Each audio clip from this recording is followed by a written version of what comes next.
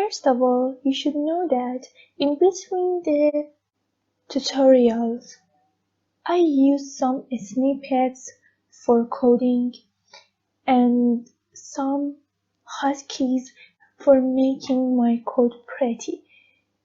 So I want you to know that which extensions help me to do that.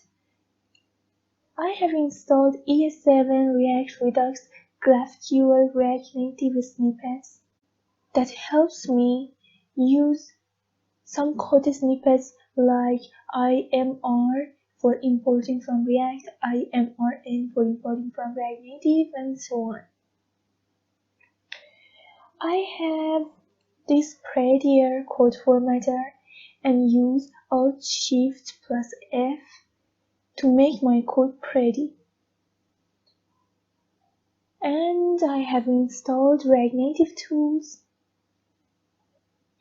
and also React Native React Redux snippets for ES6 and ES7. So these extensions help me code quickly and pretty. If you'd like to code like me, install these extensions at first and then follow up the instructions.